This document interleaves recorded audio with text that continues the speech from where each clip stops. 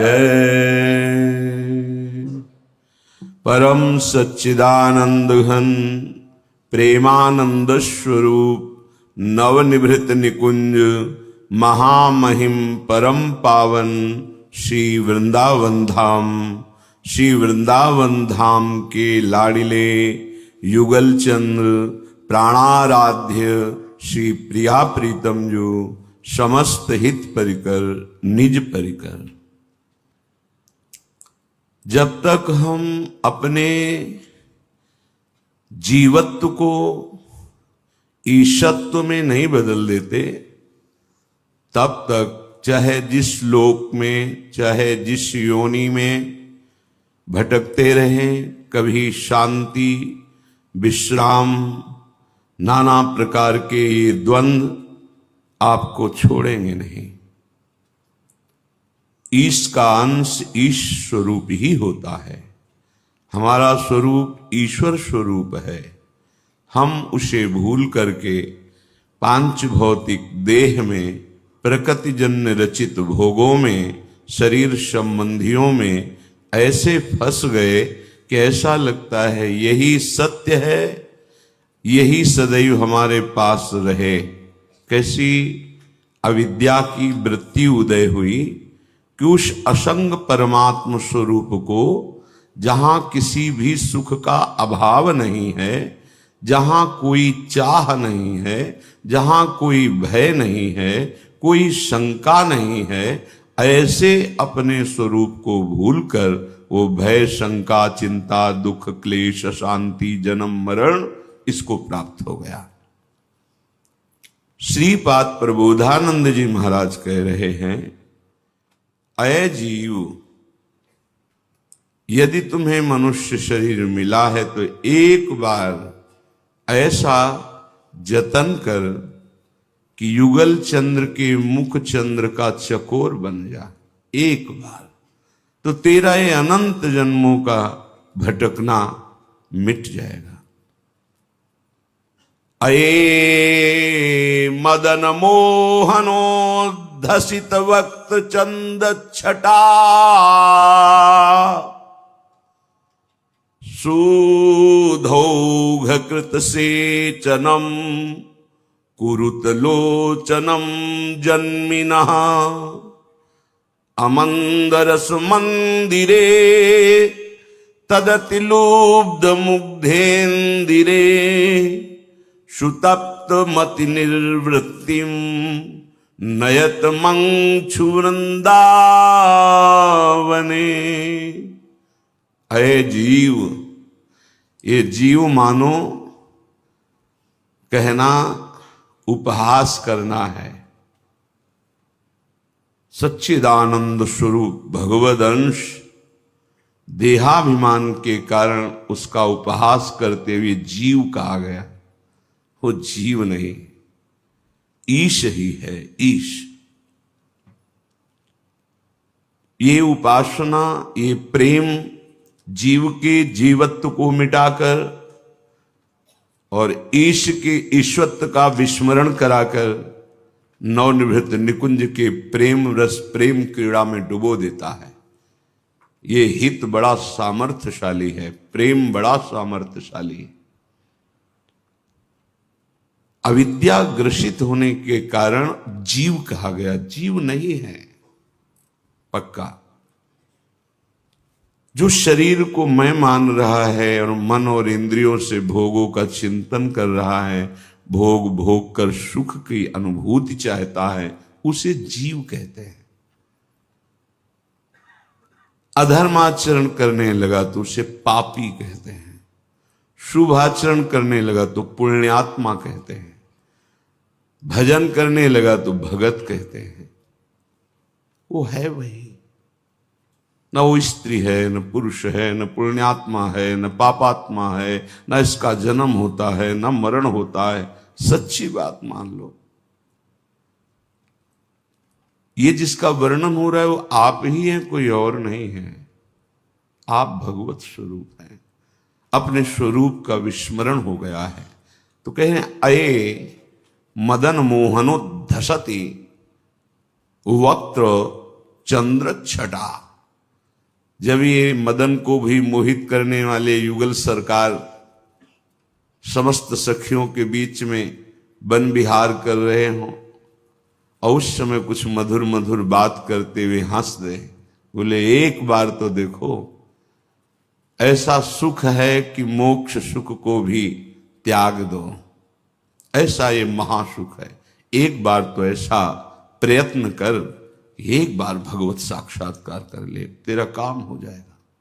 अनंत जन्मों से जो तू सुख चाह रहा है, शांति चाह रहा है, तेरे को विश्राम मिल जाएगा, भटकना मिट जाएगा। तेरे लोचन सुधा प्रवाह से युक्त हो जाएंगे, सुधा अमृत।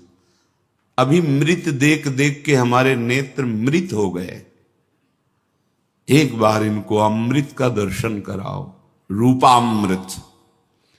ये जवान नाना प्रकार के भोगों को पाते पाते व्यर्थ हो गई, एक बार इससे प्रभु का नामामृत पवाओ। ये अमृत है, लीलामृत गा गा करके अपनी रसेंद्री को पावन करो। जहां नाम बाणी चली वहीं श्याम श्यामा झलकने लगते हैं, विश्वास करो। जब हम भगवत साक्षात्कार की बात सुनते हैं, पढ़ते हैं, करते हैं, तो एक भय समा जाता है सबके हृदय में, हमें कैसे मिल सकते हैं? हमने तो बहुत पापाचरण किए, कोई साधना नहीं है और बहुत समस्याएं हैं, भगवत प्राप्ति तो बहुत ही दुर्लभ है हमारे लिए, कैसे भगवत साक्षात्कार हो सकता है?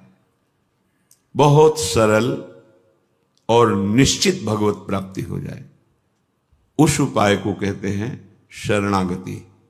विश्वास कीजिए, विश्वास कीजिए। इसलिए कह रहा हूं कि विश्वास कर लोगे तो पार हो जाओगे, नहीं आगे ऐसा समय आएगा इस भगवान नाम कीर्तन और सत्संग भी आप नहीं कर पाएंगे, सुन नहीं पाएंगे और कर नहीं पाएंगे। समय आएगा, देख लेना। जैसे धूल भरी आंधी चलती है दूर से तो देखने वाला समझ जाता है बादल और उस दिशा को देख के कि सावधान, बहुत विशाल आंधी आ रही, ऐसे ही भगवत मार्ग के पथिकों को आभास होने लगता है। तो हम कई बार सत्संग में इसलिए कहते सावधान, ऐसी आंधी आएगी कलयुग की कि आप दंडित किए जाओगे यदि सत्संग और नाम कीर्तन करोगे। देख लेना, समय आएगा, इसी जन्म में भगवत प्राप्ति निश्चित हो जाएगी, जिसे आत्मसमर्पण कहते हैं, प्रपत्ति कहते हैं, शरणागति कहते हैं, बहुत से शब्दों से कहा जाता है, निर्भरा भक्ति कहते हैं, पूर्णाश्रित आश्रय कहते हैं। निश्चित इससे भगवत प्राप्ति हो जाती है। शरणागत के लिए ऐसा नहीं कि वो विद्वान होना चाहिए, शास्त्र खूब स्वाध्याय किए हो, बड़ा लक्ष्मीवान हो, धनवान हो, ऐसा बहुत से उसमें दैवी संपदा के गुण हो, ऐसा ऐसा। सुनो, शरणागत के लिए कोई शर्त नहीं है, तो हम किसी योग्य नहीं, पर यही एक बात आ जाए, निश्चित भगवत प्राप्ति हो जाएगी। गुरु कृपा से एक पक्ष साधना का ऐसा हुआ जहां कृपा शब्द से परिचय ही नहीं है, शरणागत केवल गुरुदेव की, इंद्रियों पर विजय प्राप्त करके अपने स्वरूप में स्थित होना, दूसरी बात नहीं। एक पक्ष आया कृपा का, जिसने सब अहम को चूर कर दिया, किसी साधन के योग्य नहीं रह गया। फिर जो हुआ वो कभी साधना से हो ही नहीं सकता था, ये पक्का विश्वास, ये केवल कृपा से हुआ। इसलिए देखो, शरणागति के लिए कोई शर्त नहीं है। न विद्या येषां श्रीर्न शरणमपि सन्न च गुणाः परित्यक्ता लोकैरपि व्रजिन युक्ताः श्रुतिजडाः शरण्यं यं तेऽपि प्रसित गुणमाश्रित्य सुजना विमुक्तास्तं वन्दे यदुपतिमहं कृष्ण ममलम्। जिसमें कोई गुण नहीं है, बहुत ध्यान से सुनना, निश्चित भगवत प्राप्ति हो जाएगी। बहुत मनन किया हुआ विषय है और यही जीवन का आखिरी सोपान है। चाहे कोई कितनी साधना कर ले, जब कृपा होगी तो यही आखिरी सोपान है, पूर्ण समर्पण, जिसमें कोई गुण नहीं है। अब आप गुण के विषय में सोच नहीं सकते कि हम में तो कोई गुण नहीं है, आप हमारे भगवान के लायक हो।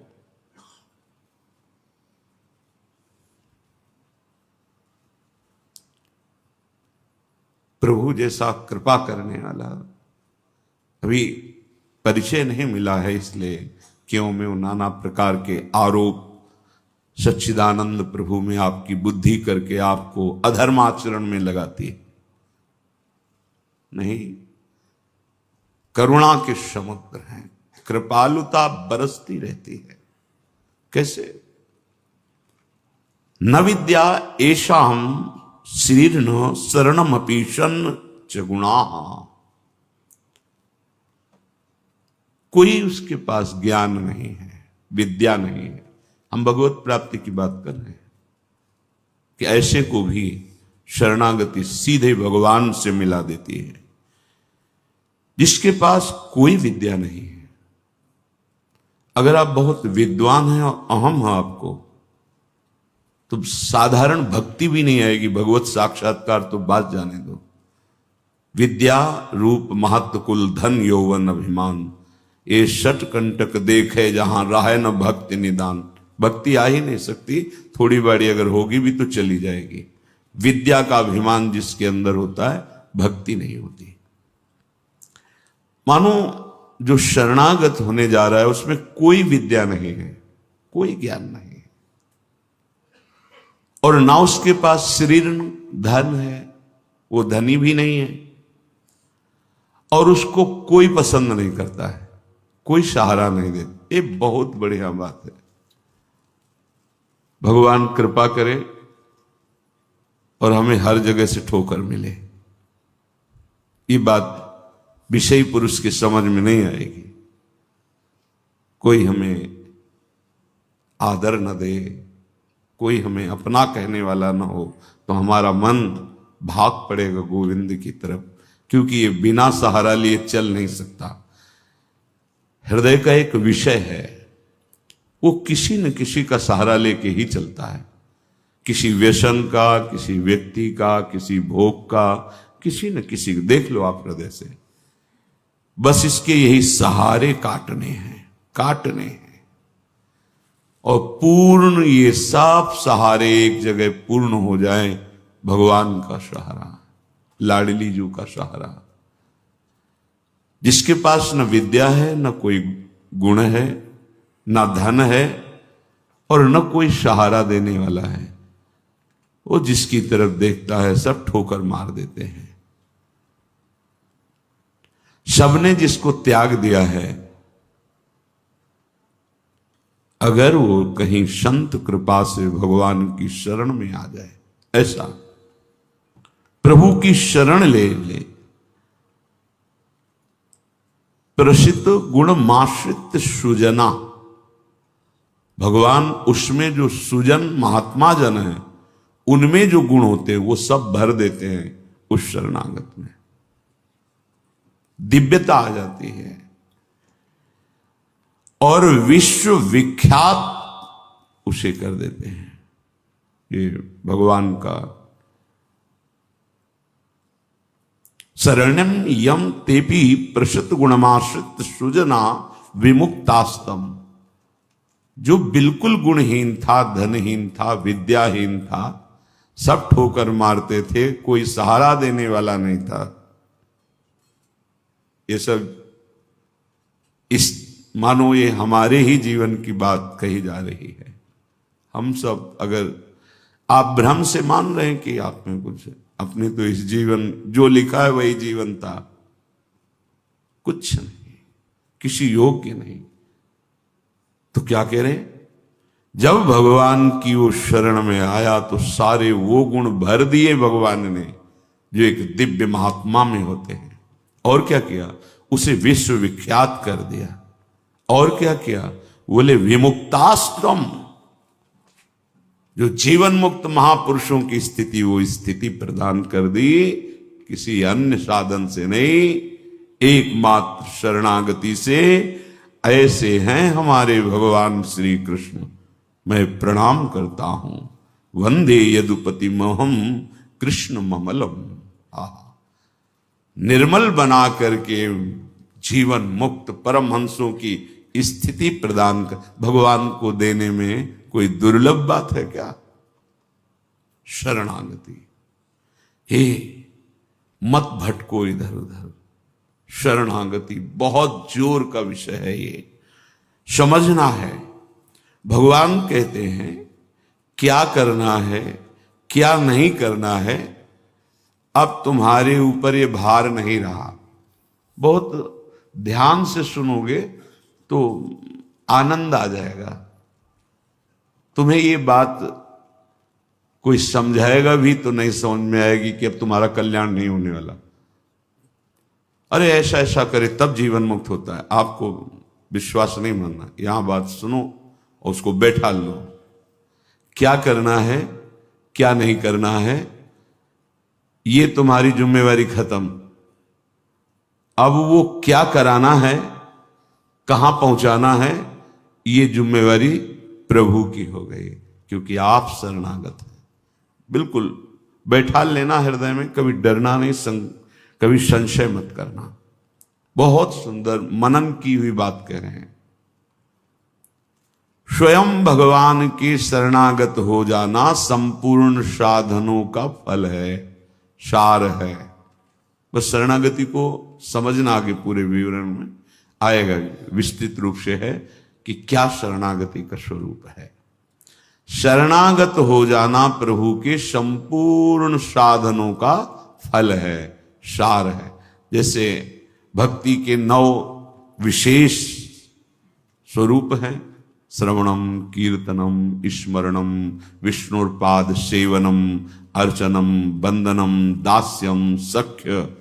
पर ये जो 9वां है, ये अष्ट भक्ति का फल है, आत्मसमर्पण, आत्मनिवेदनम, आत्मसमर्पण। अपने आप को प्रभु के हवाले कर देना, अंदर से, हृदय से। आप देखो, ये ऐसा वो परिस्थिति पैदा कर देते हैं या ऐसा ज्ञान दे देते हैं, दोनों बातें उन। पूर्ण समर्पण तभी होता है जब अशरण हो जाता है, हर जगह धक्का, कोई सहारा देने वाला नहीं, उसके पास कुछ नहीं। कोई अगर उसकी तरफ से निकलना चाहो तो हटकर दूर खड़ा हो जाएगा, कहीं कुछ मांग न ले, कहीं कुछ कह न दे, ऐसा तिरस्कृत, उसे विश्ववंदनी बना देते भगवान। पक्का केवल शरणागति बहुत बड़ा स्वरूप है शरणागति का। ये संपूर्ण साधनों का सार है। शरणागत भक्त को अपने कल्याण के लिए कुछ भी करना शेष नहीं रहता। सुनते जाना। जैसे पतिव्रता शरीर श्रृंगार करती है पति के लिए, पूरे ग्रह की टहल करती है पति सुख के लिए, उसकी एक एक चेष्टा केवल अपने पति के लिए होती है। यहां तक कि वो पूरे कुटुंब का, वो पुत्र पुत्री सबका पालन पोषण केवल पति प्रसन्नता के लिए करती है। ठीक बस ऐसे ही शरणागत का स्वभाव बन जाता है। उसकी शरीर की सारी चेष्टाएं प्रभु को समर्पित, सारी इंद्रियों की चेष्टाएं प्रभु को वो शरणागत है। तभी सेवक जी महाराज कह रहे हैं, हरिवंश पतिव्रत हैं जिनके, सुख संपत्ति दंपति जो तिनके। वृंदावन में विराजमान सहचरियों के मध्य में प्रिया प्रीतम के प्रति जिसका ऐसा अनन्य भाव, बोले उसको निश्चित प्रिया प्रीतम प्राप्त होते हैं, उनकी सेवा उसको प्राप्त। ये बहुत बड़ी बात है। ज्ञान निधि, वैराग्य निधि, बड़े बड़े महापुरुष जब थोड़ा सा रस का श्रवण हुआ तो आकांक्षाएं जागृत हो जाती हैं। हरिराम व्यास जी जिसे पद में कह रहे हैं, किशोरी तेरे चरणन की रज पाऊं, बैठी रहूं कुंजन के कोने, श्याम राधिका गाऊं। जो रज शिव सनकादिक याचत, जिस रस के किनका को श्रवण करके याचना करते हैं कि अगर रज मिल गई तो प्रेम मिल जाएगा, प्रेम मिल गया तो प्रिया प्रीतम मिल जाएंगे। ज्ञान समुद्र हैं भगवान शिव, ब्रह्मा जी परम ज्ञान समुद्र हैं। संपूर्ण सृष्टि का सृजन, ज्ञान विज्ञान उन्हीं की तो देन है। शरणागत भक्त शरीर को सुखपूर्वक रखता है, नहाना धोना कपड़ा वह सब। कैसे? जैसे एक पतिव्रता अपने शरीर को सजाती है, उसका उद्देश्य क्या होता है? पति को सुख देना। पति देखेगा प्रसन्न होगा। यह हमारे परम पति का दासत्व है। गर्व से जैसे वो मांग भरती है, मंगल सूत्र धारण करती है, ऐसे ये तुलसी जी, ये हमारा मंगल सूत्र है हमारे प्रीतम परम पति के लिए। ये जैसे ये हमारा सुहाग है। भरे किसी के एक प्रीतम होते हैं तो ठसक में घूमती है, हमारे तो दो दो प्रीतम, प्रिया और प्रीतम दोनों, बिहरत दो प्रीतम कुंज, ये हमारे दो हैं। उस शरीर को लेकर के कि जैसे कोई बाहरी देखे पोशाक धारण किए हुए, खुशबू आ रही उसके शरीर से, इत्र लगा हुआ है स्वामिनी की प्रसादी, और पान पाए हुए स्वामिनी का पान प्रसाद। जैसे हम पात्र मार्जन करके श्री जी की सेवा में लगाते हैं, अब ये शरीर श्री जी की सेवा का पात्र है। मैं करके भोगों में उतारना निंदनीय है, त्याज्य है, लेकिन श्री जी को समर्पित ये शरीर, चाहे गृहस्थ हो चाहे विरक्त, अब वो उसी तरह से प्यार दुलार लायक है जैसे हम ताम्र पात्र को मार्जन करके पवित्र स्थान में ऊंचे पे रखते हैं। क्यों? क्योंकि ये श्री जी की सेवा में आएगा, तो ये श्री जी की सेवा पात्र हो गया। शरणागत का चिंतन कैसा होता है? इसीलिए तुम बाहरी त्याग तो देख सकते हो, लेकिन आंतरिक समर्पण नहीं देख सकते हो।